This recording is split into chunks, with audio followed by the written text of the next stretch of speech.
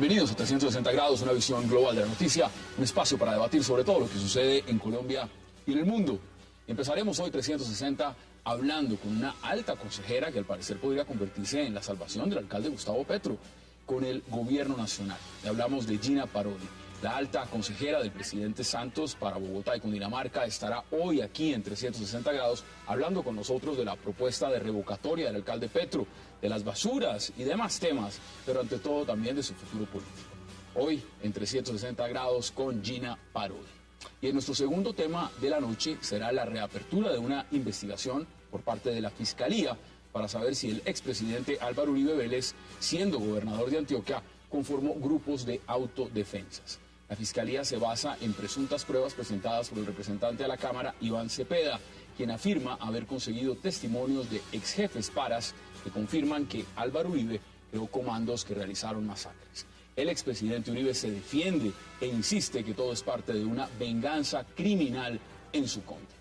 Y para finalizar el tercer bloque de hoy, será acerca del disgusto que habría en la cúpula de las FARC luego de la publicación de un texto escrito por el hermano del presidente Santos, Enrique Santos, donde revela detalles de la negociación de paz que supuestamente era confidencial. Mauricio Jaramillo, miembro del secretariado del Estado Mayor Central de las FARC, afirmó en un polémico comunicado que Enrique Santos, para buscar un mayor protagonismo, rompió el pacto de confidencialidad que tenían los protagonistas del diálogo para la paz. ¿Qué ocurre entre los Santos y las FARC? Hoy debate aquí en 360 y no se vayan, que en segundos empezamos con Gina Parodi.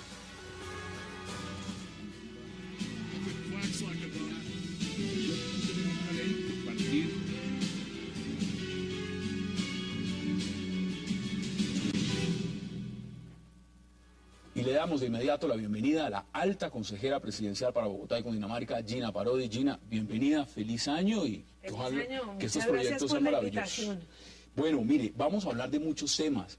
Ayer estaba aquí sentado, iniciando esta segunda temporada, el representante Miguel Gómez Martínez, hablando de esa revocatoria al alcalde Gustavo Petro y dando sus razones. Vamos a ver más adelante qué nos estaba diciendo y sus argumentos. Usted ha sido enfática diciendo una postura del gobierno, y es que el gobierno no le jala a esa revocatoria. ¿Por qué no le jala? El gobierno nacional en lo que está realmente interesado es que a Bogotá le vaya bien. Y eso implica que el alcalde de Bogotá se pueda concentrar en las soluciones de los problemas que tiene Bogotá. Bogotá tiene retos en todo, en infraestructura, en movilidad específicamente, en seguridad, en educación. Si la revocatoria comienza a andar, vamos a tener un alcalde de Bogotá con todos los problemas, con todos los retos, no dedicándose a la solución de esos problemas, sino dedicándose a defender de la revocatoria. Como lo que quiere el presidente Santos es ayudar a los bogotanos, lo que hemos dicho es el gobierno nacional no le jala a la revocatoria y lo que quiere más ver es ver esa obra de gobierno del alcalde.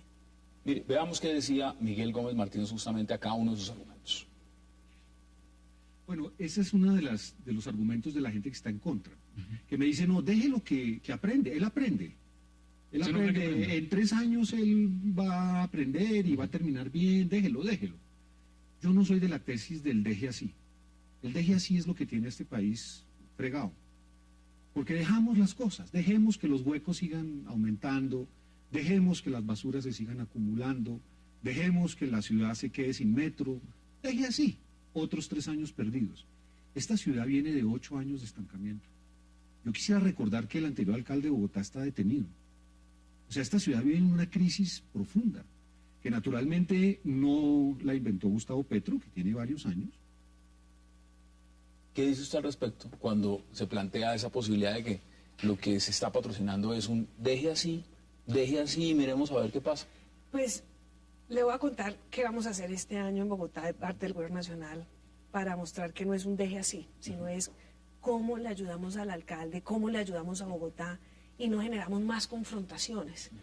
Yo lo que me he dado cuenta, Hassan, estando en la calle, que es mi trabajo diariamente, recorrer nuestra ciudad de sur a norte, oriente, occidente, es que la gente está cansada de las confrontaciones, de la pelea, que lo que quiere son soluciones. ¿Pero es de las confrontaciones o es del desgobierno, como dicen algunos? Es decir, que, mire, hablemos puntual, tema de las basuras, por poner algo muy sencillo.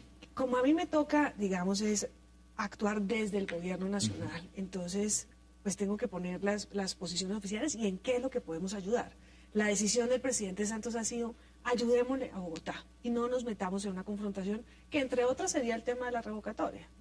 Entonces, lo que está argumentando el representante Miguel, y yo creo que está en todo su derecho, tiene toda la legitimidad, y esta es una herramienta consagrada en la Ley de Participación Ciudadana, es, mire, lo que pasa es que quienes están en contra no están en el deje así. Nuestra argumentación al respecto es, no, mire, nosotros no estamos en el deje así. Nosotros primero estamos en ayudar a Bogotá y le vamos a mostrar dos fórmulas específicas con lo que estamos ayudando a Bogotá. La primera es en el tema de pobreza.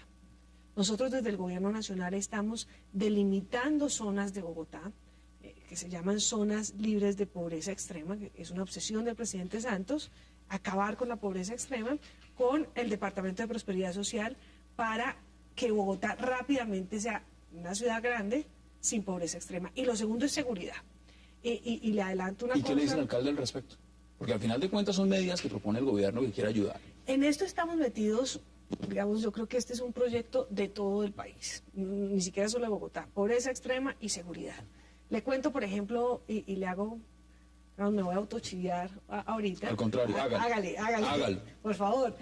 Y es, en todo el tema de lo que ocurrió con los Pascuales en Usaquén, pues el presidente ha pedido que se convoque un consejo de seguridad y mañana estaremos muy temprano en la zona metidos en el tema de seguridad y esto seguramente se repetirá en distintas localidades de Bogotá. Entonces no es un deje así. No es un deje así, pero mire. Es hagamos y ayudémosle. Pero hagamos desde una posición muy distinta a lo que, por ejemplo, usted planteaba como candidato. Veámoslo antes de que usted fuera alta consejera presidencial para Bogotá. Si esto fuera un papayazo, ahora no puede serlo porque resulta que los otros 4 candidatos que se enfrentaron, y la incluyo a usted, a Gustavo Petro, ahora todos forman parte del gobierno. No, entonces, no todos, pero bueno, sí una parte. Pero está Galán, está Luna, Peñalosa no está, pero está usted, tiene razón, son 3 de 4. De esos que están ahí, pues todos tienen que tener más o menos la postura del gobierno. Es decir, ninguno va a criticar la gestión de Gustavo Petro. Todos van a decir, dejémoslo que gobierne, ¿es esa la postura real?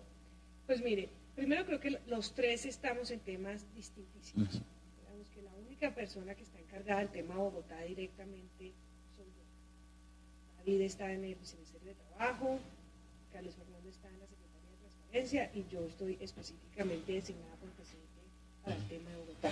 Y hemos advertido, digamos, en el tema de basuras, advertimos, esto hay que hacerlo bien porque esto es lo que puede pasar y fuimos duros, incluso el alcalde tuvo una reacción y tuvimos que decir, no, aquí no lo estamos persiguiendo, estamos advirtiendo qué es lo que nos dice la Constitución y la ley. Algunos decían que usted estaba convirtiendo en ese momento en un palo en la rueda con el tema de basuras. Y yo creo que hoy el tiempo nos dio la razón.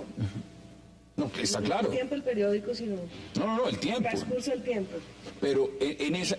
Y entonces, eso es para decirle, no estamos de así, cuando hay que hacer las críticas, hemos hecho las críticas necesarias, pero la misión del gobierno nacional es ayudar. No nos hemos callado en momentos fundamentales, ni estamos diciendo, no, todos calladitos, no. Hicimos una advertencia en la que dijimos, ojo que este es un tema central para la ciudad y el tiempo, a pesar, digamos, de la sobrereacción que hubo en ese momento, pues nos dio la razón. El cargo que usted ocupa es literalmente, después del alcalde y por supuesto y todas las funciones administrativas que tiene la alcaldía de Bogotá, pues uno de los más importantes en cuanto a lo que representa administrar esta ciudad, porque pues de una u otra forma usted es la alta consejera presidencial. Entonces ayer le pregunté aquí directamente a Miguel Gómez Martínez por usted, veamos qué nos dijo. Otra ciudad que hoy en día, curiosamente, me llama la atención, Gina Parodi dice que no, que ella está para ayudarle a Petro. Pero ¿cómo así? Cuando ella estaba de candidata no era el programa de Petro el que quería ejecutarse el programa de ella. Ahora resulta que no, que ella quiere ayudarle a Petro. ¿El gobierno no quiere ser un palo en la rueda? Yo creo que el gobierno... le conviene justamente que todo esté funcionando como está funcionando. No, es que este es un gobierno del acetaminofén. Cuando ve un problema le dice, toma un acetaminofén. Y eso le dice, no, mire, un momento, no es que lo que pasa es que tengo cáncer. No importa, tómese esa pastillita que se va a sentir mejor. No, hay problemas que hay que enfrentar. Esta ciudad lleva muchos años mal. Si no enfrentamos los problemas, en 3 años esta ciudad va a ser invivible. Gobierno del acetaminofén. ¿Qué dice usted al respecto? La aspirina. Sí, la aspirina. Pues no, claro que no puedo compartir esa afirmación. Yo respeto muchísimo al representante Miguel, incluso lo conociera como embajador en Francia. Y creo que tiene todos los argumentos y tiene legitimidad en lo que está diciendo, y el último alcalde se encuentra preso, pero uno decide escoger el servicio público para servir y lo puede hacer de distintas formas. La que yo escogí es tratar de ayudarle hace mucho rato a los ciudadanos de Bogotá específicamente. Usted sabe que yo llevo 10 años estudiando cada esquina. Usted ha estudiado Bogotá. Y esta fue una gran oportunidad que me dio el presidente de decir, y así me lo dijo: usted quiere ayudar, seguir ayudando a Bogotá, hágalo desde acá. Y estoy feliz y fascinada, por eso le decía ahorita, estos 2 proyectos de pobreza y seguridad para nosotros son claves y para la ciudad son claves. Entonces, digamos que yo creo que a esos ataques personales no hay que contestarlos, porque eso no es la política es realmente el arte de servir, o por lo menos es como yo la veo. Y en eso está el gobierno nacional y en eso está el presidente Santos. Pero también es cierto, y tenemos que hacer una pausa, que hay un tema profundo de desconfianza, de insatisfacción de muchos bogotanos de cómo se está manejando la ciudad por parte del alcalde. Mire, hagamos la pausa y ya volvemos. Vamos rápido aquí en 360 y ya regresamos con la alta consejera presidencial para Bogotá y Cundinamarca, Gina Parodi, hablando de Bogotá, de Gustavo Petro y por supuesto de esa iniciativa de revocatoria que tiene y que ha puesto sobre la mesa el representante Miguel Gómez Martínez. No se vayan, ya regresamos.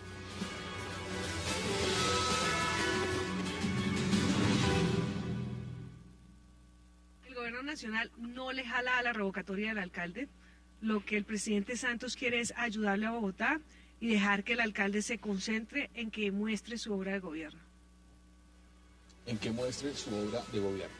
Hay un tema, y lo discutimos aquí, los analistas lo han dicho, y tengo que preguntárselo porque usted también fue candidato a la alcaldía de Bogotá. Pregúnteme Mire, lo que quiera. A Gustavo Petro lo escogieron en unas elecciones que las ganó limpiamente, pero ganó con el 32%. 68% del resto, la gran mayoría de los bogotanos, no votó por ese alcalde. Y en este momento están insatisfechos esos y otros. ¿Cuál es la responsabilidad directa de ustedes? Me refiero a Gina Parodi, a Enrique Peñalosa, al señor Galán, a David Luna, que fragmentaron ese voto, pudiendo haberlo unificado, pudiendo haber tenido un candidato que tuviera una representación mayor y que estuviera hoy gobernando Bogotá. Eso preguntan muchos. ¿Cuál es la responsabilidad de ustedes en que en ese momento hay un alcalde que en Bogotá gobierne solo con el 32%, haya ganado con el 32%? O sea, yo no estoy segura que la unión de los candidatos hubiera logrado el 68%. Yo, digamos, conozco gente que votaría por mí, que nunca votaría por esa unión. Digamos que entonces yo creo que ahí no se puede sumar peras con manzanas. Ahora, ¿cuál es la magia de la democracia? La magia de la democracia, para bien o para mal, es que gana la mayoría. Y que los demás, y eso recuerdo que una vez se lo oí en un discurso maravilloso, Felipe González decía, lo primero que tiene que hacer quien pierde las elecciones en una democracia es salir a reconocer al ganador. Ganó limpio. Eso no se debe demorar, y fue una de las primeras cosas. Yo dije, a mí se me quedaron esas palabras grabadas y dije, hay que salir a reconocer que ganó. Y esa es la magia.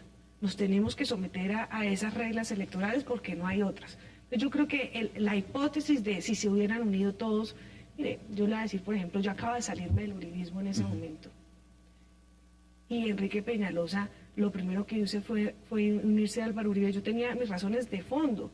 Había un tema de paramilitarismo ahí adentro, dentro de la coalición, que no se sacudían. Entonces, volverme en ese momento, que eso estaba vivo, iba totalmente en contra de mis principios, y a mí si hay algo que me ha caracterizado es jugármela con los principios de convicciones. Y cada partido es legítimo de poner sus candidatos. Ahora, mire, vámonos... Entonces creo que, digamos, la hipótesis de, mire, si se hubieran unido, la cosa hubiera sido distinta, pero esta es la democracia.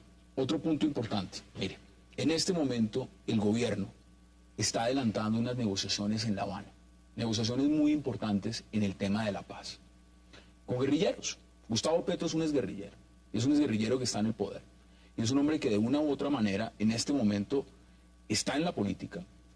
Sería pésima imagen que usted para el gobierno embarcarse a apoyar una revocatoria a alguien que fue guerrillero, que se desmovilizó, que hoy en día forma parte ocupa el segundo cargo más importante del país, cuando se está negociando en La Habana con guerrilleros de las FARC que justamente están apostándole y quieren participación en política?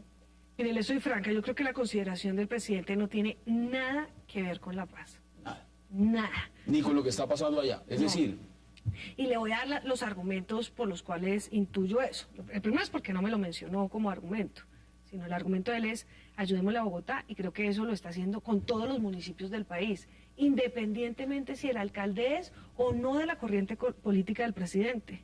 La función del presidente Santos es ayudarle a los municipios, y uno de esos municipios, el más importante, sin duda alguna por ser la capital del país, es Bogotá. Entonces esa es la consideración que él hace. Ahora, guerrilleros que estén en la política, muchos. claro, por supuesto, y legítimamente. Muchísimos. Y legítimamente. Y legítimamente. La pregunta es... Entonces no solo hay uno que es el que representa la entrada a la vida social y política por parte de una izquierda que una vez se armó, mató, secuestró, asesinó. No, no es, hay muchísimos que decidieron reivindicarse, que están vigentes en la política nacional. Entonces eso no hace que esa sea la única, eso hace que no sea la única consideración. Hay personas bien importantes a nivel nacional, Antonio Navarro, en la misma Bogotá, concejales que estuvieron alguna vez en grupos armados. Entonces, y además le voy a dar un tercer argumento, que es que yo creo que para el presidente lo más preciado y lo más sagrado que hoy tiene es la paz. Y él lo está manejando con un cuidado gigantesco que no quiere que se mezcle con ningún tema, ni político, ni siquiera electoral. Es más, creo que lo veo blindándolo de todo. Inclusive lo que está jugando con su reelección. Totalmente. He visto al presidente y lo he oído diciendo, la paz no debe depender de la reelección, si es que llegara a haber, si esa es la decisión que tome el presidente en junio, y así lo ha dicho, ni las campañas electorales de la paz, sino que esto tiene que estar absolutamente blindado, y por eso no creo que haya una conexión entre Sabemos, Petro y esto, sino hay que ayudarle a Bogotá. Sabemos perfectamente lo que representa Bogotá como masa electoral, independientemente para lo que sea, más aún para una reelección. Usted está ocupando un cargo del mayor alto nivel en las asesorías de lo que significa la posición del gobierno nacional frente a Bogotá.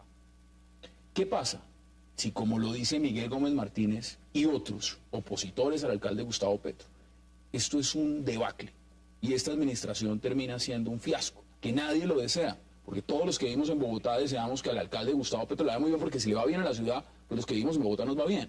Pero si esto es un debacle, ¿cuál va a ser su responsabilidad política si le dicen el día de mañana, pero si usted como alta consejera lo que dijo era que había que apoyarlo y había que darle tiempo, y nunca prendió las alarmas sobre puntos importantes y al contrario dijo, había que frenarlo? ¿Está dispuesta a asumir esa responsabilidad? Lo primero es, yo asumo todas las responsabilidades políticas que me correspondan, digamos, jamás he evadido una responsabilidad de ningún tipo. Pero lo primero es que el gobierno nacional ha prendido alarmas importantes, a pesar de las consecuencias y a pesar de que la opinión se hubiera puesto en contra, como fue en el tema de basuras. Entonces eso, la gente nos dijo que nos estábamos metiendo en la autonomía, que pobre alcalde, que lo perseguíamos, y nos mantuvimos firmes. Incluso el alcalde se reunió con el presidente y el presidente no quiso dar una rueda de prensa conjunta, sino que dejó que el alcalde saliera y le dijo, usted es autónomo y ¿En algún momento la ha desautorizado frente al alcalde? No, jamás. Le ha dicho, mire, esto lo entiendo yo, es con el alcalde Gustavo Petro. No, jamás. El presidente es como el ángel de la guarda, no me desampara ni de noche ni de día. Y este es un cargo, como todas las consejerías, que tienen una comunicación absolutamente permanente. O sea, ¿están en luna de miel el presidente Santos y el alcalde Gustavo Petro? Yo creo que no es luna de miel entre el alcalde y el presidente Santos, sino entre el alcalde y la ciudadanía tiene que haber una luna de miel. Y por eso es que, primero, como le decía, hemos advertido, seguiremos advirtiendo, en donde nos podamos meter, nos vamos a meter como en los temas de pobreza y seguridad. Pero usted ya me dio esa chiva. ¿Cuáles son los temas que más le preocupan de lo que está haciendo en este momento Gustavo Petro? Que usted diga, mire, a mí como alta consejera para Bogotá, porque a mí me toca mirar desde afuera, yo estoy mirando desde afuera y me van a pedir consejos, me van a decir, ¿usted qué opina de esto? ¿Qué es lo que más le preocupa de lo que está haciendo el alcalde Gustavo Petro? Hay una preocupación grande por los indicadores nacionales, que los últimos análisis muestran que han sido golpeados por Bogotá, como el tema del crecimiento económico y como el tema industrial. Y ahí también tendremos que prender las alarmas. No puede haber una desaceleración económica por la ciudad, ni tampoco puede haber una desaceleración en la industria. Entonces, ese, digamos, es un tema que nos preocupa. Otro tema que nos preocupa en Bogotá y en el país, y más que tema es una bandera que ha tenido el presidente Santos, se lo digo, es la seguridad. Y en ese tema vamos a estar cada vez más trabajando de la mano del alcalde. Y el otro tema, ya también se lo mencioné, y es una obsesión del presidente Santos, y es la pobreza. Entonces, ¿Y cómo está su obsesión con la alcaldía? ¿Es obsesión o no es obsesión? mi obsesión es con el servicio público. Desde los 17 años tengo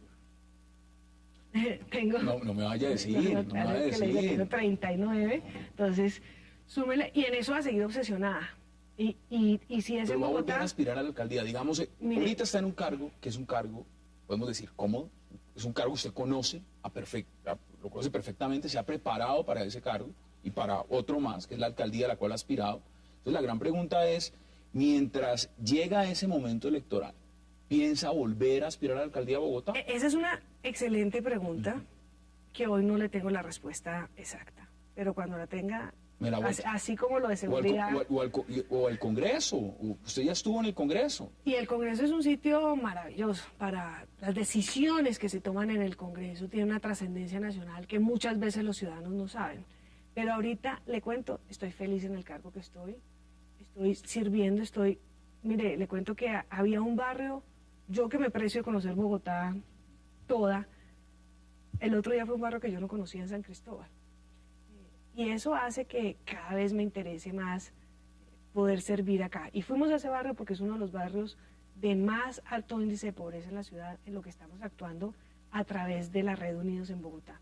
Entonces estoy feliz en el cargo y eso es lo que más me importa, poder servir y poder ser útil desde este cargo. Y en 20 segundos, que se nos acabó el tiempo, dígame, ¿qué no ha podido hacer en este momento? ¿Qué no ha podido desempeñar? ¿Qué ha sido lo que no le ha gustado al cargo? O sea, ¿ha estado Hasta amarrada en ahora algo? estoy de luna de miel con Está de el luna de cargo. miel con el Sí, cargo. hasta O sea, ahora no ha está- tenido limitaciones. Hasta ahorita no. Y estoy feliz y cada día tiene, digamos, más amplio el espectro del cargo. Vamos a seguir monitoreando todo lo que pasa con la alcaldía, por supuesto, y pues aquí nos sentaremos en Y esta mesa. gracias por estar tan pendientes de Bogotá, porque No. realmente es un tema que afecta al final a todo el país. Pues un placer y gracias por aceptar la invitación. Gracias a ustedes. Vamos a hacer una pausa y ya regresamos porque vamos a hablar de la investigación preliminar, lo que se está adelantando en la Fiscalía, de nuevo, contra el expresidente de Colombia, Álvaro Uribe Vélez. No se vayan, ya regresamos.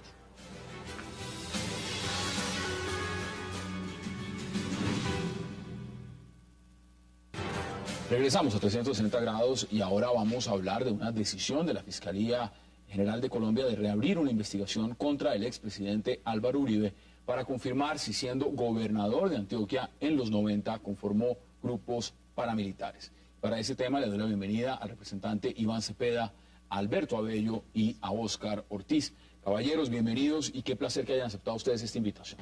Muchas gracias, Gazán, muy amable. Mire, Amable, sí, Gazán. representante, por obvias razones empiezo con usted, porque dentro de este tema de investigación preliminar, pues lo que nos damos cuenta que esto es un procedimiento de la Fiscalía, es un procedimiento que pues, es legal, pero está basado en testimonios que usted recogió en cárceles de Colombia de ex jefes paramilitares. ¿Qué credibilidad tienen esos testimonios? Bueno, lo primero es señalar que este asunto no es un asunto nuevo.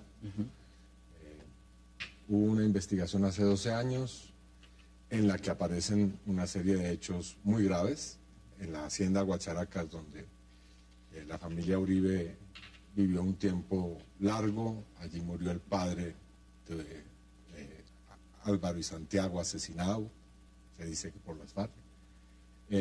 Aparecieron denuncias de una serie de muertes ocurridas en Providencia y en todo el municipio de San Roque. Allí funcionó un grupo, el grupo Bloque Metro Zona Rural. Eso está claramente establecido y han aparecido estos dos testimonios. Estos testimonios son de personas que acudieron a mí estando yo realizando una función de control político sobre el tema y la situación carcelaria y penitenciaria. Pero mire, eso no, perdóneme, no es un secreto. Yo he hecho muchos debates sobre este tema, tengo infinidad de información y bueno, podríamos hablar muy largamente sobre este asunto. Y estas dos personas aparecen La primera no solamente como un paramilitar que ha sido condenado, sino además como un trabajador de la finca de Uribe. Es el hijo del mayordomo de esa finca que termina siendo parte del bloque Metro, y otro señor que funda el bloque Metro, el señor Pablo Hernán Sierra. Ellos hacen referencia a una serie de hechos concretos. Hablan de cómo se formó el grupo, quiénes eran sus patrocinadores, los señores Uribe, Álvaro y Santiago, los señores Villegas Uribe, los señores Gallón Henao, que no son, digamos, estos apellidos no son, digamos, aparecidos en la historia delincuencial de Antioquia. Y la historia... Los señores Gallón Henao es un clan mafioso y narcotraficante. La historia la hemos visto. La pregunta puntual, y usted me la ha respondido. Digamos, usted me pregunta por la credibilidad y yo le respondo. La credibilidad de esos testimonios los tiene que establecer la justicia, pero no son testimonios sobre hechos imaginarios. Allá hay unas situaciones que tienen unas condiciones de tiempo, modo y lugar precisas. Los señores Gallón Henao, entre otras cosas, fueron los que estuvieron acusados en un momento de la muerte de Andrés Escobar. Uno de ellos paramilitar, precisamente aquel con quien los Uribe compartieron la propiedad de la hacienda Guacharaca. Usted lo ha dicho de una manera muy clara. El señor Luis Villegas Uribe, también paramilitar y también socio de los Uribe. No, y usted lo ha dicho de una manera muy clara y muy, esos son hechos muy precisa. Allí debe haber una investigación. Esto es la Fiscalía, y la Fiscalía es la que debe o no determinar si esto es así o no. Correcto. Óscar, ha dicho el presidente Álvaro Uribe, por supuesto, de inmediato, que esto es una calumnia, que esto además es bajo, que esto tiene unas intenciones de venganza criminal. ¿Cómo ve usted lo que está pasando de nuevo en la Fiscalía? Pues debe investigarse todo. Si hay unos nuevos hechos, unos nuevos dichos que después de no sé cuántos años son, tal vez 20 o 12 años. 12 años, pues que la justicia los investigue.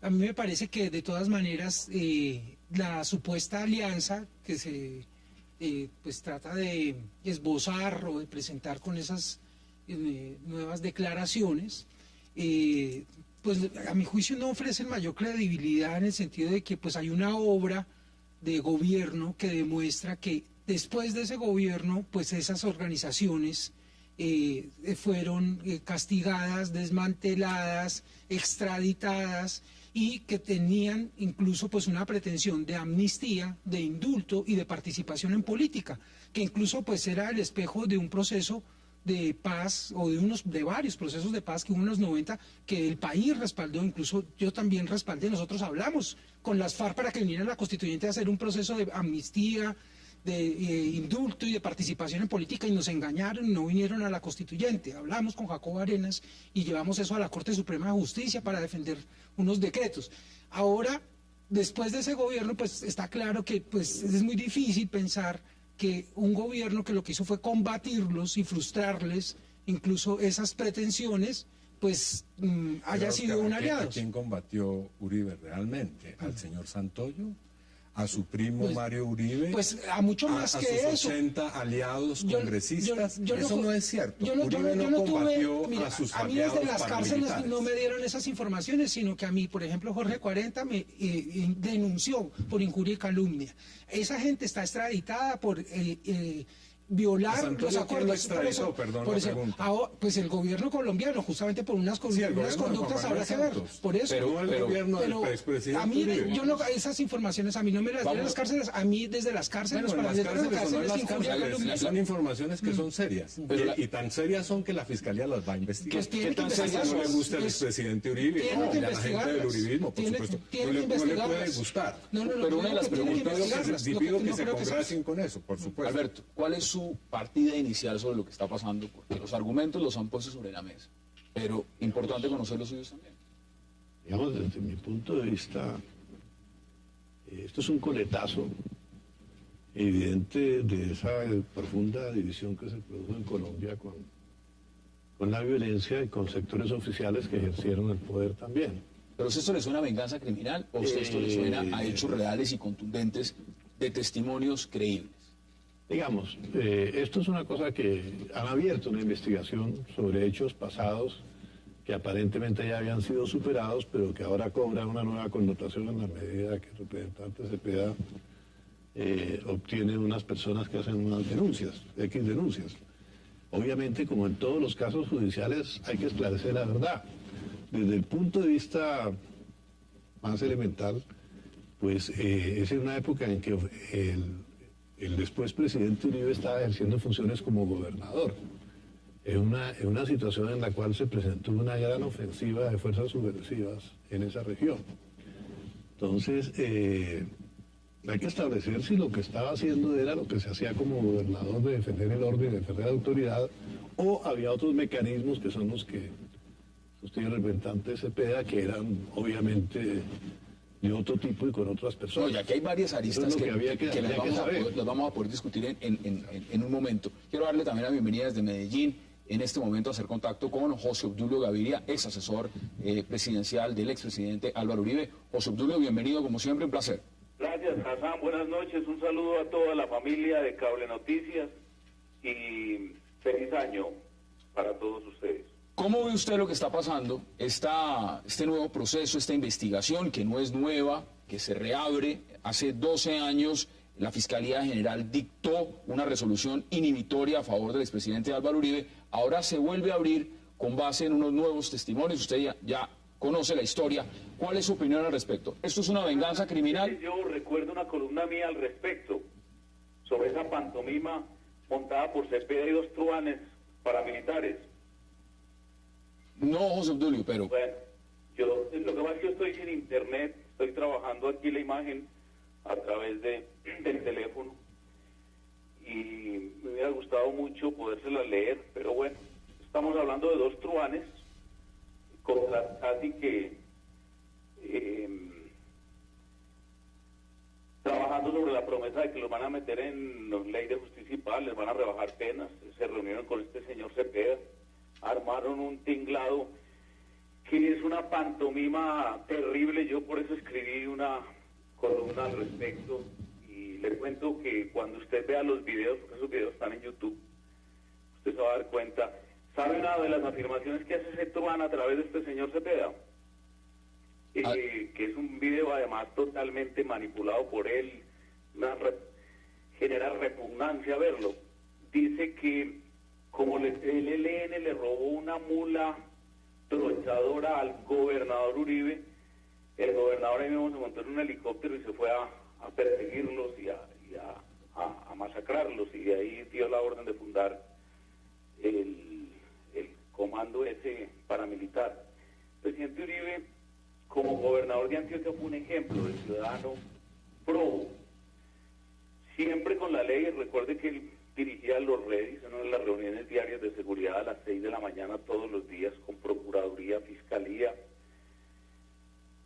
todos los informantes que quisieran ir, y miembros de la comunidad, y con ellos ha sido una persecución un poco inútil, porque estábamos en el gobierno del presidente Samper, que poco le colaboraba a los gobernadores que quisieran ejercer con firmeza la autoridad. Pero a pesar de eso, el presidente Uribe como gobernador se ganó el respeto y la solidaridad de toda la sociedad antioqueña vilipendiada por este señor, por este individuo.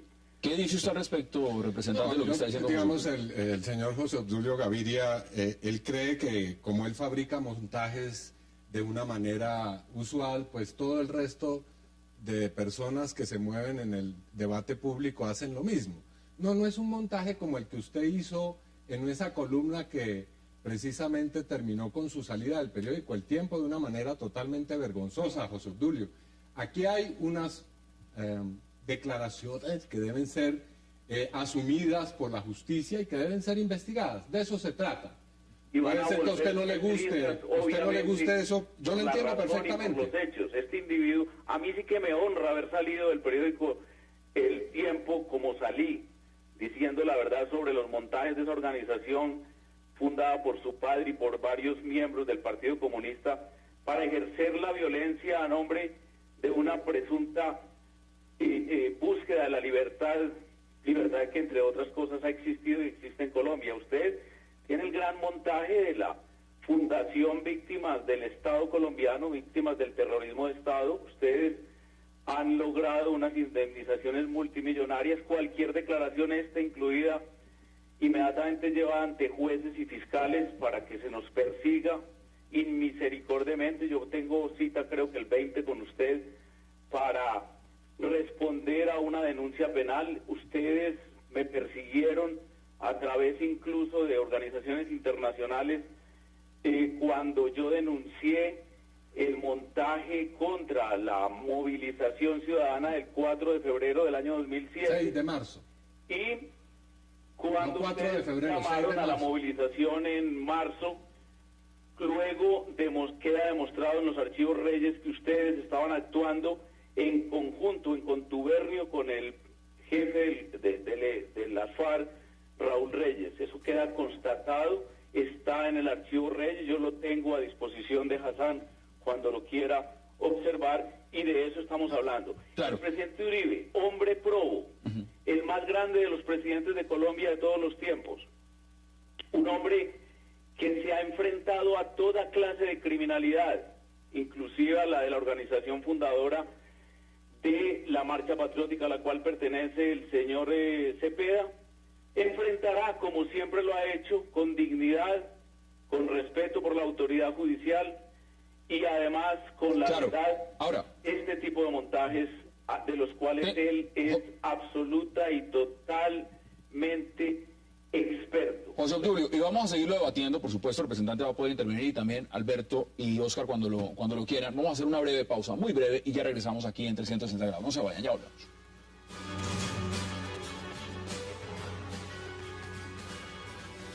Llegó a Colombia Ponte Celta, el agua mineral más pura.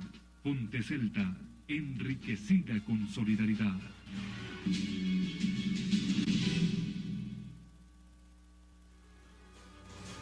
Adelantan investigaciones por infamias contra mi hermano y yo. Dormidas nuestras denuncias contra personajes de la calumnia. Regresamos a 360 grados, por supuesto, el expresidente Álvaro Uribe Vélez ha respondido en su cuenta de Twitter y lo hará también en medios de comunicación. Alberto, mire. Yo te quería decir algo.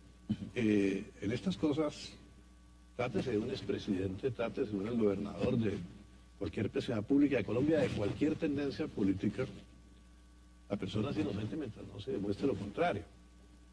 Pueden existir los testimonios que existan, Pero también hay que... mire, pero en cosas que han ocurrido hace tanto tiempo, hay que dar ese beneficio.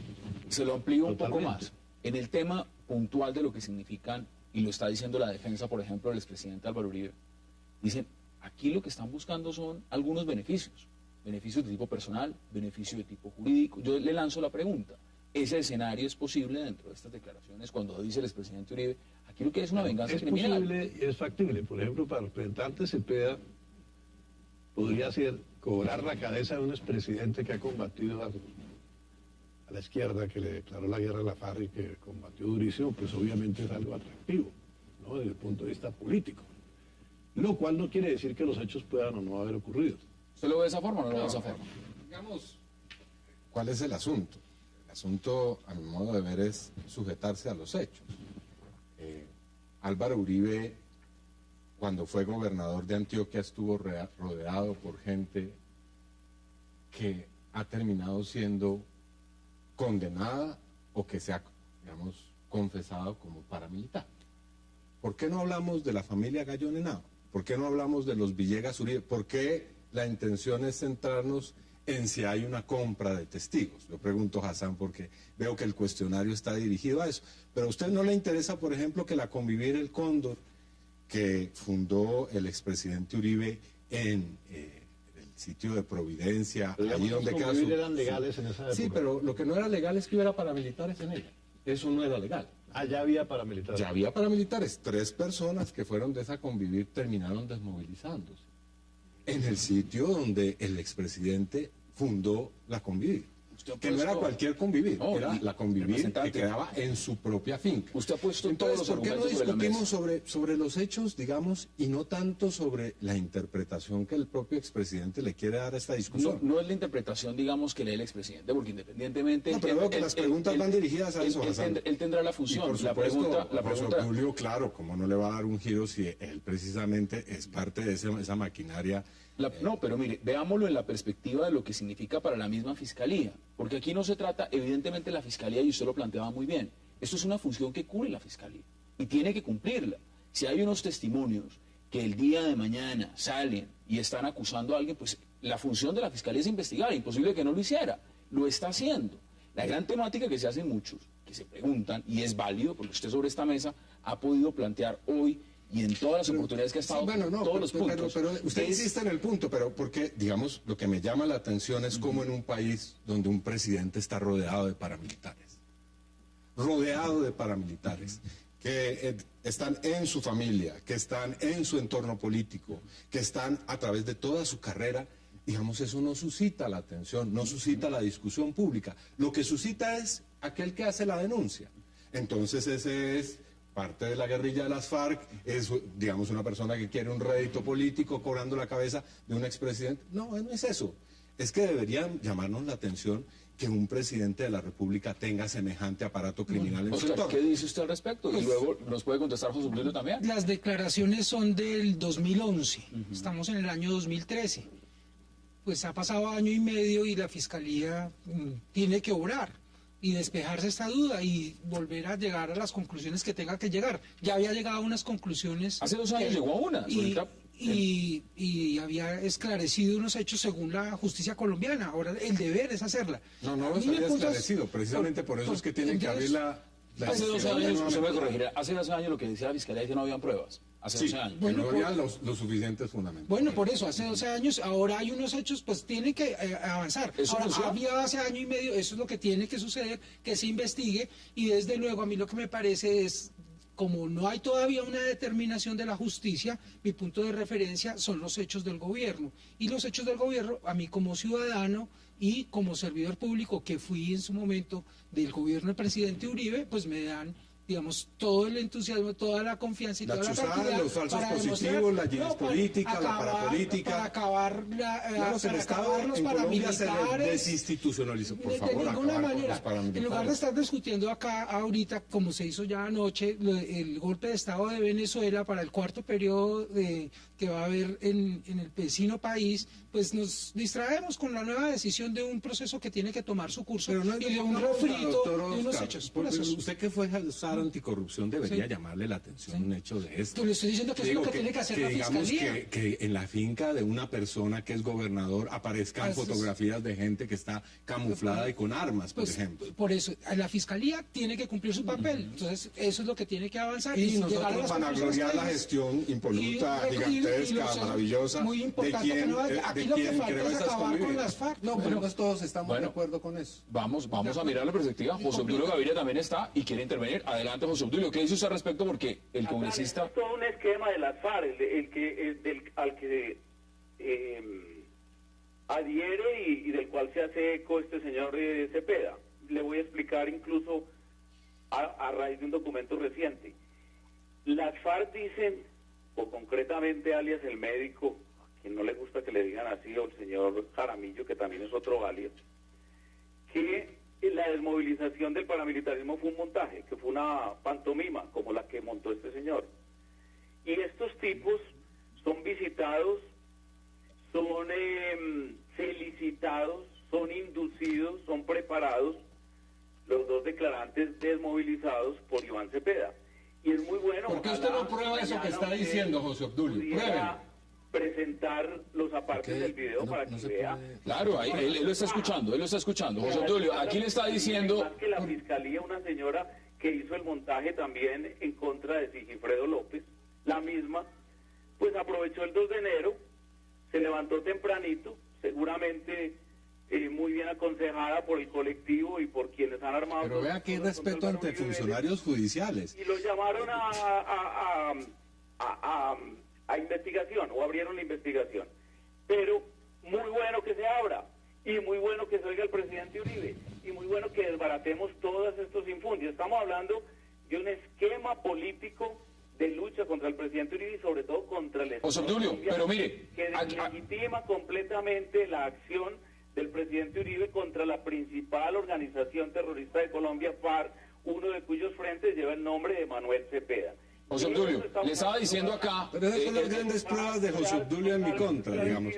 En el proceso, porque si esta señora que abrió el proceso, la misma que abrió ese malhadado proceso que llegó a merecer la exigencia de que hubiese no solo rectificación, sino petición de perdón al injuriado, a la víctima, al señor Sigifredo López. Esta misma señora, pues, con este tipo de testigos, que es el cartel de los testigos armados por Iván Cepeda, armados por Díaz Córdoba, etcétera, etcétera, quienes testigos que se declaran en la propia diligencia. A ver, José Obdulio, pero tenemos que mirarlo también en perspectiva. Mire, ¿qué dice usted al respecto sobre cuando le dice que aquí lo que es un cartel de testigos? Es que a mí realmente el señor José Obdulio Gaviria me da mucha, digamos, tristeza y lástima.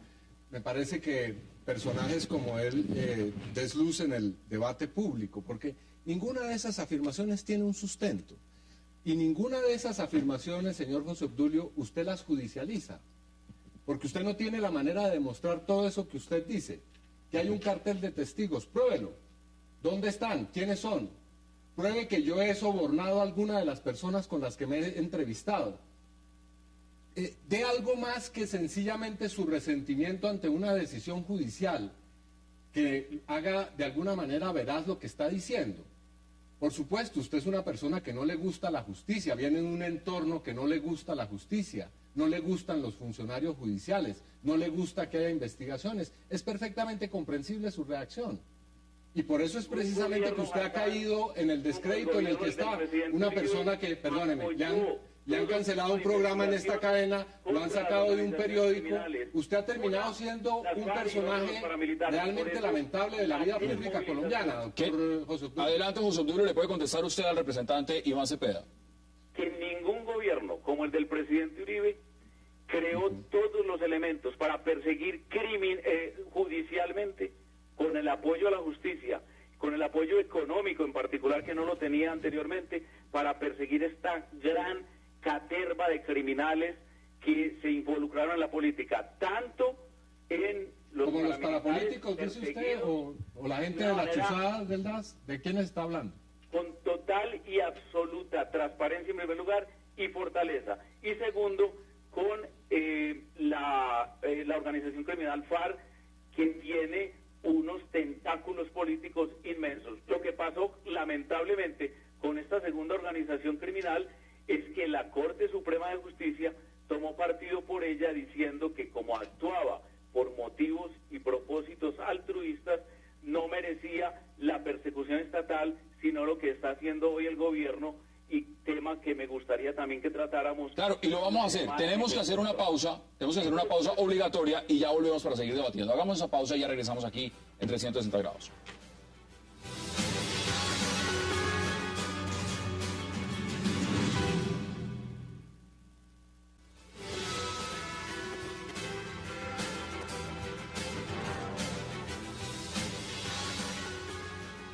Regresamos a 360 grados. Mire, Alberto, acá hay un tema que no podemos dejar de lado. Evidentemente hemos hablado de varias cosas, pero también hay un tema político. Hay un tema político donde se ha abierto una posibilidad, por lo menos no se ha hecho una lista todavía, pero una posibilidad donde dicen el expresidente Uribe va de pronto a encabezar una lista al Senado. Y va a crear de pronto, algunos analistas dicen, podría arrastrar y generar una gran corriente de congresistas si eso llega a pasar en las próximas elecciones legislativas.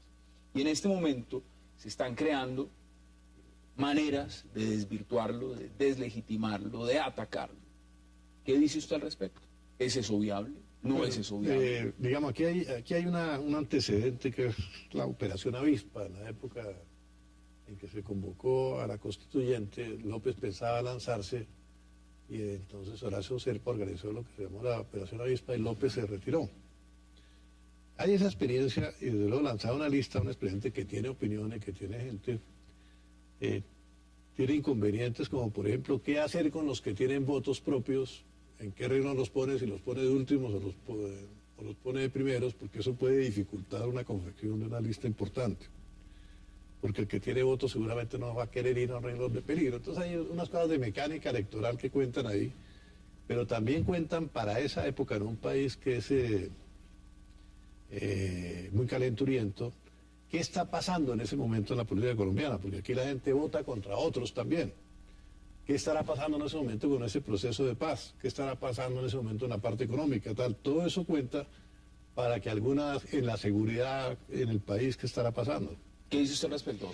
Pues desde luego que esto tiene un contexto político, y quiérase que no sea la intención o no del representante, pues tiene unas connotaciones políticas, y desde luego esas valoraciones son tenidas en cuenta por los ciudadanos, y quienes creemos y vemos que efectivamente las organizaciones armadas al margen de la ley perdieron espacio durante esos 8 años, pues creemos que efectivamente esos testimonios pues tienen que ser investigados, porque ese es el deber ser del curso de la investigación, y esa es la obligación de la Fiscalía, pero creemos que no que las fiscalías en una constitución debe establecer si alguien es culpable o inocente. Sí, pues la Fiscalía no es que toma esa decisión, pues lo pone, acusa y tal, va a estar en la tarea de investigar, pero desde luego que esto tiene un contexto, y lo que tiene que ver con el proceso de paz pues va a ser determinante. Si las FARC van a estar en el Congreso, pues la gente va a querer tener seguramente otras alternativas y otras fuerzas políticas que controviertan a esa expresión dentro del Congreso. Y si el proceso de paz no fracasa, también no, desde luego que no. Pero si el proceso de paz fracasa y no llega más, y no solamente un lavado de armas para unas cúpulas o de activos para las cúpulas, o sencillamente no se firma nada, pues probablemente también tenga una expresión. Y ahora que no hubo reforma constitucional para permitir deslizar varios sectores de distintos partidos de retorno al Partido Liberal, y que hubo un tate quieto allí para que todo el mundo quieto con sus camisetas, pues probablemente haya una fuerza nueva. ¿A usted le molesta, digamos, y claramente desde el tema de las preguntas, que le digan que el problema es que los testigos que usted ha recogido, los testimonios, hay que desvirtuarlos, que no son válidos, que eso realmente... Por supuesto, eso es parte de un debate democrático. Y por supuesto yo no espero que esto le guste ni a Charles Obdulio ni a otra gente del entorno. Pero que no lo vean como algo serio, me refiero... Pero no que atenten contra ellos, contra los testigos que no atenten. Usted ha dicho que los han tratado de asesinar, por ejemplo, en la cárcel. Lo afirmo radicalmente. Hubo un atentado contra uno de ellos y se intentó cegar su vida. Como contra mí ha habido constantes amenazas, debo decirlo. Entonces, perfectamente podemos debatir sobre la validez o no de los testigos. En última será la Fiscalía la que lo decida. Lo que me asombra es que usted no ha hecho hasta ahora ni una sola pregunta sobre el contenido de esos testimonios. Y vamos a hacerlos. Es que, mire, vamos en la mitad. Mire, no, al contrario, porque si fuera de esa forma, y se lo digo con el mayor respeto, las muchas veces que nos hemos sentado acá, pues uno no traería a una persona... Sí, pero entonces, ¿por qué no hablamos del contenido de los testimonios? Póngalo en la mesa. Digamos, me asombra que primero usted no se haya informado sobre ellos. Esos son, digamos, hechos aquí que son, los tengo enfrente mío, públicos. Permítame, yo se lo digo, por ejemplo, porque los tengo acá enfrente. Por ejemplo, ¿qué piensa de las fotografías que fueron tomadas en la Hacienda Guacharacas?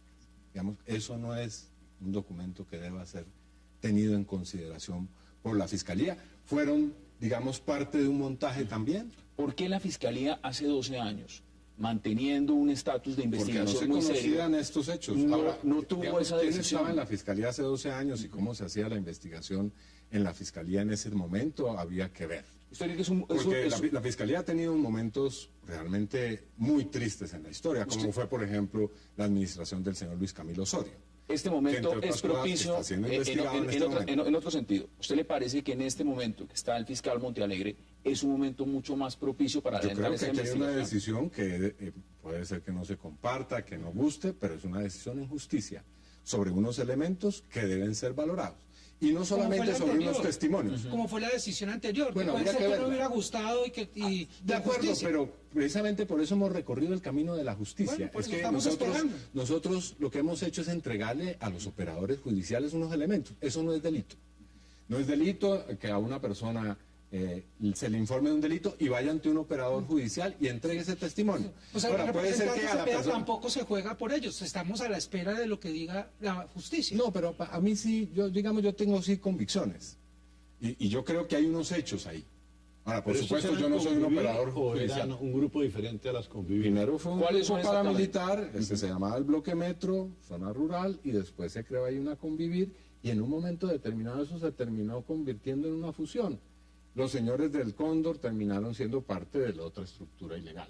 Y esas son las cosas que hay que aclarar. Ahora, usted encuentra, les repito, normal que 3 personas a las cuales se les entrega por parte del gobernador de Antioquia de ese momento una licencia para que funden una empresa, terminen desmovilizándose como paramilitares después.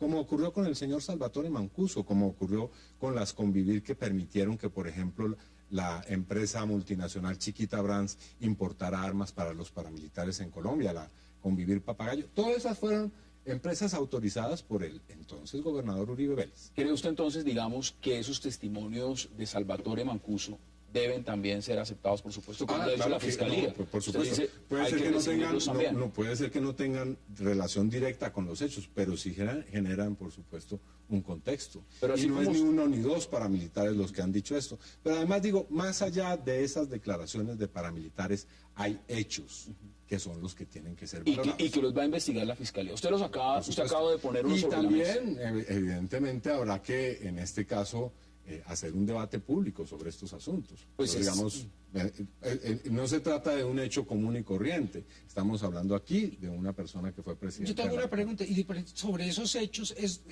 ¿fueron los que ya tuvo en cuenta la justicia colombiana hace 12 años para la decisión, o son hechos nuevos? Algunos no, son sobrevivientes. Bueno, pues a mí como ciudadano me llama la atención que una persona que conoce esas irregularidades solamente después de tanto tiempo las ponga en consideración. Eso que usted plantea, Oscar, pero que de pronto, ¿a quién se refiere?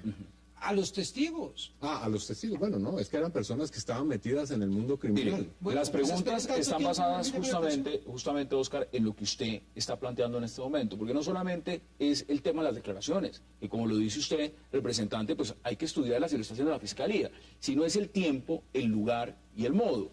Y evidentemente, así a usted no le parezca, pues en Colombia tenemos, y no se puede desconocer lo que ha sido una fábrica de testigos, en el caso de Sigifredo López. Lo hemos tenido en otros antecedentes, no lo podemos desconocer. Yo no sé si es una fábrica, pero si hay testigos falsos. No podemos desconocer tampoco y no podemos decir y cerrarnos los ojos. Digamos, ¿cuál es el sentido de poner esa afirmación en esta discusión, digamos? No, en esta discusión es que el mismo parte de la fábrica. No, que el mismo expresidente Uribe está diciendo que es una venganza criminal. Claro, es que el expresidente Uribe, digamos, por supuesto que tiene que hacer lo que está haciendo, y porque es parte de su lógica y de la manera en cómo él actúa.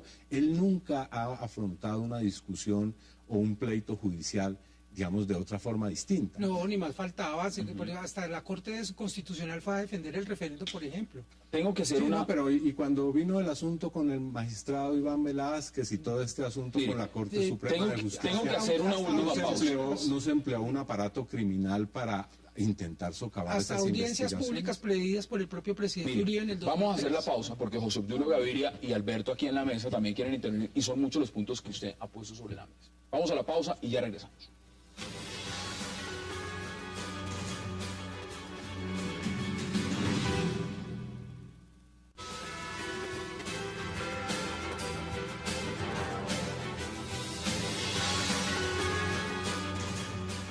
Regresamos a 360 grados. José Obdulio, usted ha podido escuchar lo que hemos estado poniendo sobre la mesa, en especial el representante Iván Cepeda. ¿Qué dice usted al respecto? Hablemos un poco con los televidentes de los hechos concretos en los sitios. Este señor está diciendo que en la finca Guacharacas hubo criminales y que inclusive hay constancia gráfica. Pues claro que hubo criminales. El partido fundador, lo de la organización fundadora de la Marcha Patriótica a la que pertenece Iván Cepeda, estuvo allí y asesinó al padre del presidente Uribe. Y hirió gravemente a otra de las víctimas de este señor, a Santiago Uribe, y persiguió inmisericordiamente para secuestrar a la hermana menor del presidente Uribe. Evidentemente, estamos hablando de que en la finca Guacharacas ha habido criminalidad, toda ella combatida por el presidente Uribe. No solamente la de corte político de izquierda, sino también la de corte disque de derecha, o no sabe uno qué realmente, si era más bien una organización patrocinadora de crímenes y de narcotráfico revestido de discurso político. Evidentemente de esa hacienda estamos hablando. Una hacienda en donde el presidente Uribe además creó una cooperativa que es ejemplo de lo que es la cohesión social, el entendimiento entre patronos y trabajadores.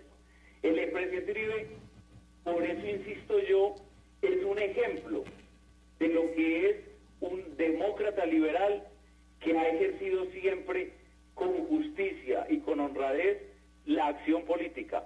Siempre, además, acompañado de miembros de la fuerza pública en un esquema de seguridad inmenso que tiene sus bitácoras y que informa paso a paso. Pero Hassan, le insisto muy expresamente, este señor Cepeda fue a una cárcel, en la constancia está para todos los televidentes en YouTube, no sino que llamen YouTube, Guacharacas, Iván Cepeda, ahí les va a aparecer el video, y el video dice cosas como esa, que dos individuos, dos pelafustanes, que estuvieron trabajando en esa hacienda, dicen haber conformado una organización criminal, dice porque el presidente Uribe los organizó a raíz de que le robaron una mula trochadora. Así lo dice Hassan. De eso estamos hablando. ¿Qué dice usted frente a eso, representante? Es muy atinado. No, los detalles de José Obdulio, pues, bueno, es decir, es que discutir con usted, doctor José Obdulio, es realmente un ejercicio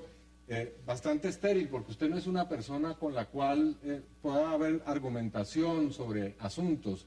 Usted tiene consignas, propaganda, pero no argumenta. De lo dicho por mí, por lo menos nada de lo que dije fue refutado por usted. Efectivamente, bien lo reconoce, allí en esa hacienda hubo paramilitares, y esa es la discusión. Y aquí la discusión es si eran con consentimiento de los dueños. Dos de los dueños, los hermanos Santiago y Álvaro Uribe, y el otro, el señor Santiago Gallón Henao, que usted debió conocer entre otras cosas, porque era de ese entorno por allá muy cercano a todas esas familias del cartel de Medellín y de su primo Pablo Escobar. Así que usted debió conocer al señor Santiago Gallón Henao y también de pronto a los hermanos Villegas Uribe, muy mezclados todos con paramilitarismo, y socios de Álvaro Uribe. ¿Qué le dice usted, José a Obdulio? Estados Unidos. Estamos hablando de una organización criminal que fue a esa hacienda y asesinó al presidente Uribe. Ellos vendieron esa hacienda, consta en todos los archivos y consta además en las declaraciones de la propia comunidad. Y lo que haya ocurrido posteriormente con los nuevos propietarios nada tiene que ver con la acción del presidente Uribe, que como gobernador de Antioquia se dedicó día a día, minuto a minuto, en los consejos diarios de seguridad llamados Redis, a combatir a la organización fundadora de la Marcha Patriótica, como también al paramilitarismo y a todas las otras formas de criminalidad. Nos quedan 2 minutos y Alberto y por supuesto Oscar han sido los que menos han hablado. Deme sus conclusiones en 40 segundos. Bueno, yo creo que aquí la Fiscalía tiene que adelantar las tareas de investigar y la justicia de volver a tomar una determinación de acuerdo con los hechos.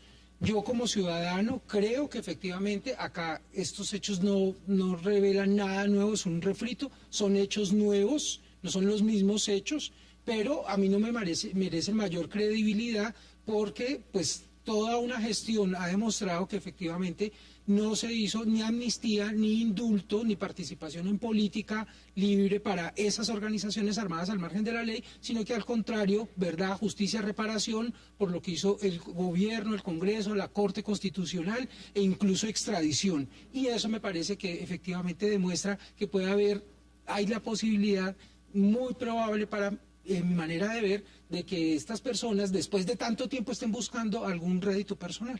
Sus conclusiones, Alberto, en 40 segundos. Tiene su envoltura política con la posibilidad de que haya algunos testimonios que puedan ser manipulados o que sean verdaderos. Es decir, eso se va a establecer, yo no tengo ninguna idea. Igual la Fiscalía lo está haciendo. Ni nada, para eso está la Fiscalía. Pero como digo, la Fiscalía también, según la Constitución, debe establecer la inocencia o la culpabilidad de la gente. No es solo que porque van a la Fiscalía inmediatamente, automáticamente considera culpable el que ha sido denunciado. Y desde luego, como gobernador y como presidente Uribe libró una batalla contra las FARC y contra los sectores subvertidos muy fuerte, y es obvio que haya una reacción contra todo eso, ¿no? Deme sus conclusiones en 20 no sé segundos. si eso que usted acaba de decir tiene que ver con lo que estamos haciendo como parte del control político, pero no, lo que hay una investigación, el expresidente Uribe tendrá que responder con sus abogados. Yo espero que esas respuestas se den dentro de el contexto de las investigaciones y no de otras formas, y espero que allí haya una discusión muy seria sobre esos hechos que están allí y que están presentados, que son contundentes a mi modo de ver. No es cierto que el gobierno del expresidente Uribe combatió a los paramilitares, esa es una ficción.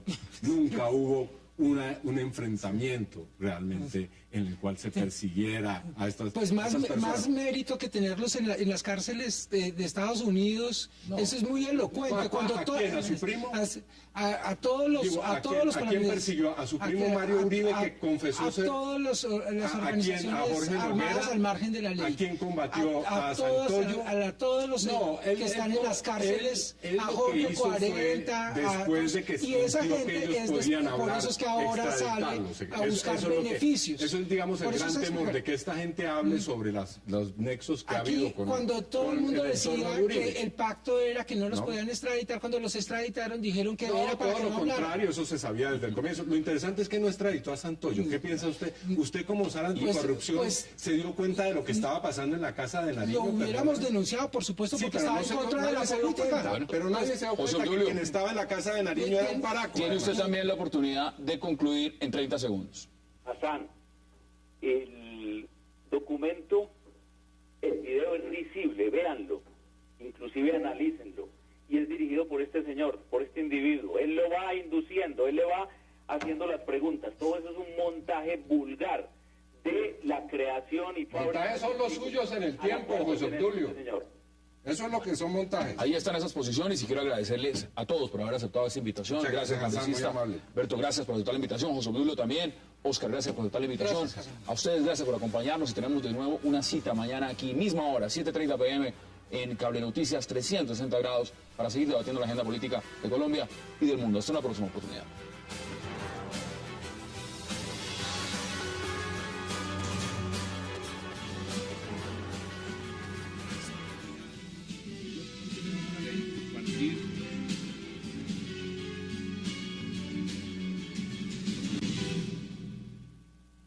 Entonces, lo que está argumentando el representante Miguel, y yo creo que está en todo su derecho, tiene toda la legitimidad, y esta es una herramienta consagrada en la Ley de Participación Ciudadana, es, mire, lo que pasa es que quienes están en contra no están en el deje así. Nuestra argumentación al respecto es, no, mire, nosotros no estamos en el deje así. Nosotros primero estamos en ayudar a Bogotá y le vamos a mostrar dos fórmulas específicas con lo que estamos ayudando a Bogotá. La primera es en el tema de pobreza.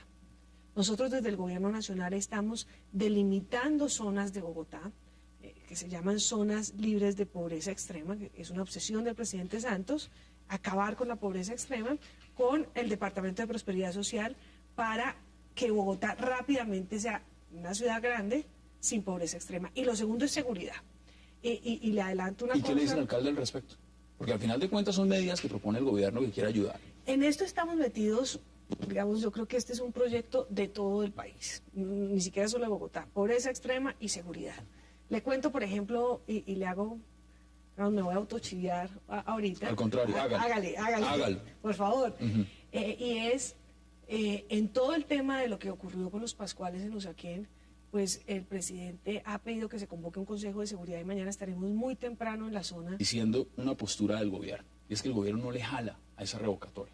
¿Por qué no le jala? El gobierno nacional en lo que está realmente interesado es que a Bogotá le vaya bien. Y eso implica que el alcalde de Bogotá se pueda concentrar en las soluciones de los problemas que tiene Bogotá. Bogotá tiene retos en todo, en infraestructura, en movilidad específicamente, en seguridad, en educación. Si la revocatoria comienza a andar, vamos a tener un alcalde de Bogotá con todos los problemas, con todos los retos, no dedicándose a la solución de esos problemas, sino dedicándose a defender de la revocatoria. Como lo que quiere el presidente Santos es ayudar a los bogotanos, lo que hemos dicho es el gobierno nacional no le jala a la revocatoria y lo que quiere más ver es ver esa obra de gobierno del alcalde. Mire, veamos qué decía Miguel Gómez Martínez justamente a cada uno de sus argumentos. Bueno, ese es uno de los argumentos de la gente que está en contra, que me dice, no, déjelo que aprende, él aprende.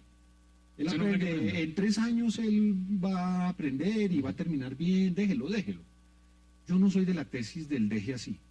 El deje así es lo que tiene este país fregado.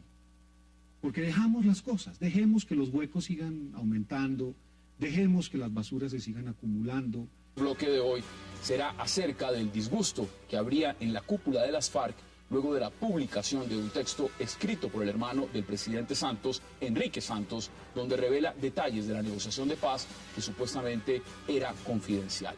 Mauricio Jaramillo, miembro del secretariado del Estado Mayor Central de las FARC, afirmó en un polémico comunicado que Enrique Santos, para buscar un mayor protagonismo, rompió el pacto de confidencialidad que tenían los protagonistas del diálogo para la paz.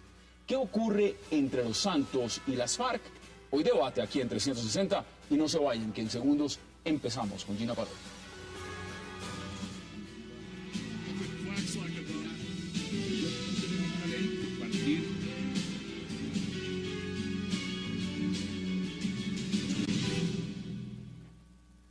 Y le damos de inmediato la bienvenida a la alta consejera presidencial para Bogotá y Cundinamarca, Gina Parodi. Gina, bienvenida, feliz año y ojalá que estos proyectos sean maravillosos. Bueno, mire, vamos a hablar de muchos temas. Ayer estaba aquí sentado, iniciando esta segunda temporada, el representante Miguel Gómez Martínez, hablando de esa revocatoria al alcalde Gustavo Petro y dando sus razones. Vamos a ver más adelante qué nos estaba diciendo y sus argumentos. Usted ha sido enfática.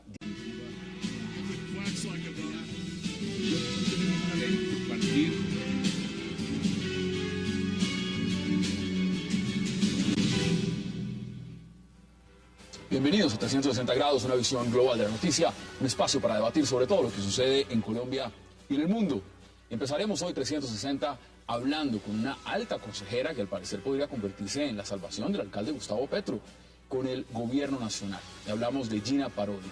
La alta consejera del presidente Santos para Bogotá y Cundinamarca estará hoy aquí en 360 grados hablando con nosotros de la propuesta de revocatoria del alcalde Petro, de las basuras y demás temas, pero ante todo también de su futuro político.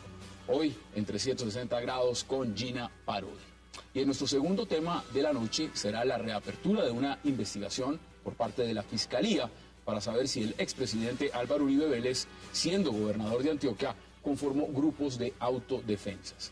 La Fiscalía se basa en presuntas pruebas presentadas por el representante a la Cámara, Iván Cepeda, quien afirma haber conseguido testimonios de exjefes paras que confirman que Álvaro Uribe creó comandos que realizaron masacres. El expresidente Uribe se defiende e insiste que todo es parte de una venganza criminal en su contra. Y para finalizar el tercer... Dejemos que la ciudad se quede sin metro, deje así, otros 3 años perdidos. Esta ciudad viene de 8 años de estancamiento. Yo quisiera recordar que el anterior alcalde de Bogotá está detenido. O sea, esta ciudad vive en una crisis profunda, que naturalmente no la inventó Gustavo Petro, que tiene varios años.